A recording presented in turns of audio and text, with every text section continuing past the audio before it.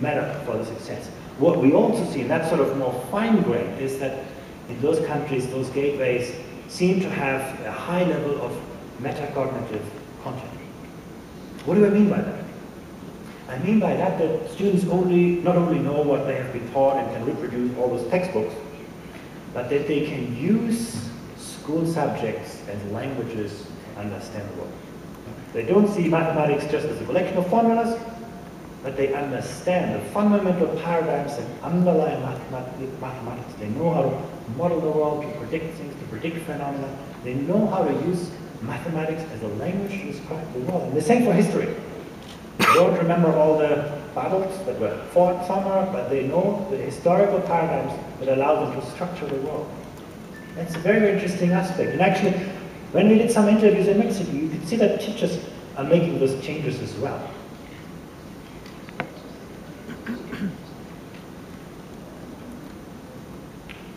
The next part is about capacity. It's about attracting the best people into the teaching profession. And you know, a Mexican school principal expressed that well. It's about ensuring that you get the best people into the teaching, that the best people become teachers, developing them, training them, providing them with opportunities to grow. So this is not just to do with teacher salaries, you know.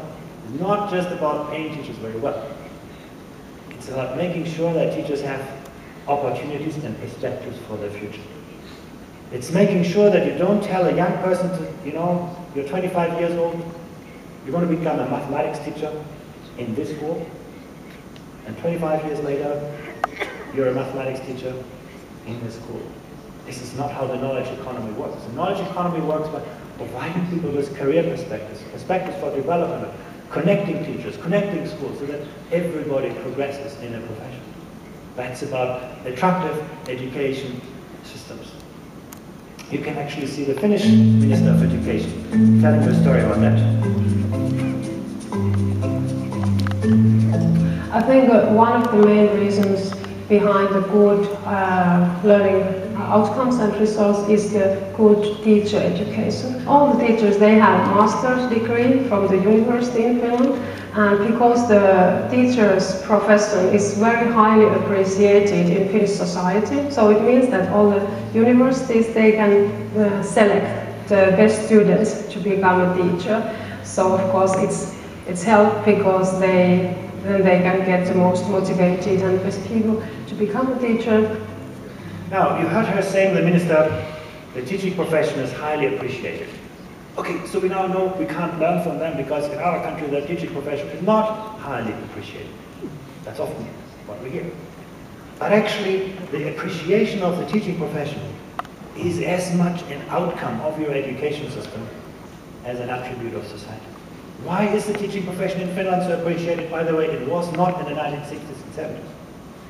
Why is it now so appreciated? Because every citizen knows what teachers are doing. It's highly transparent.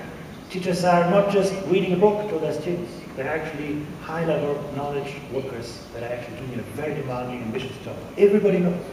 It's like with engineers. You know, why do people like engineers and think highly of them? Because engineers build wonderful things, buildings, bridges, and so on. Everybody sees this kind of things. Often with teaching, we don't see the work of teachers. Not very transparent, and then not very much appreciated. This has to do also, the next factor is what we call incentives, accountability. It's about the management of knowledge in the education system. Not just for teachers. We talk about incentives for teachers, that's very important, but it's also about incentives for students. What motivates them? Put a lot of working hours into learning. A lot of factors that go into this. It's also about the balance between vertical and lateral accountability. You know, in the past, accountability was you report to your boss and to your Minister of Education. That's the end of the story. Today, accountability is about how you report to your colleague in the next classroom, how you work with your colleagues, how you work with other schools. Basically, it's about both vertical and lateral accountability, and so on. I want to show you this with some data. What you can see from this chart is that in Mexico, schools still play a limited role in that kind of process, in creating knowledge. When you, for example, look How much influence do they have on what is being taught? How are things being taught? You can see is that schools in Mexico, you see the red bars longer, have less influence on learning environment in schools than they have in other countries across the OECD. So there's less capacity, less responsibility currently in the schools for those kinds of things. So one of the lessons that we have actually learned is that more responsibility at the front line, in the classroom, in the school, is actually an important part of high-performance systems. But be careful about one thing. If you have a system that does not have a functioning accountability system, if you have a system in which it's not clear who's actually responsible for success, where knowledge isn't well transmitted, where teachers are left in isolation in the classroom, it doesn't work as well as in a system where you do have a functioning accountability system. In the former, you can say schools that are more responsible, more autonomous, actually do better when you have a functioning accountability system. But if you don't have that, or not yet, actually school autonomy can be negative associated with outcomes. So what is important here is that the things work in combination. Capacity and responsibility. They're two sides of the same coin. They work in conjunction. You can't maximize one at the cost of the other. They need to be developed in conjunction. And that's what you can see in high-performing education systems. You can always decide, you know, there's some things that you need to tell people, and there are other things where schools become leaders of control. And what you can see is that the trend in OECD countries is going in that direction. More and more responsibility is assumed by teachers and schools at the front line.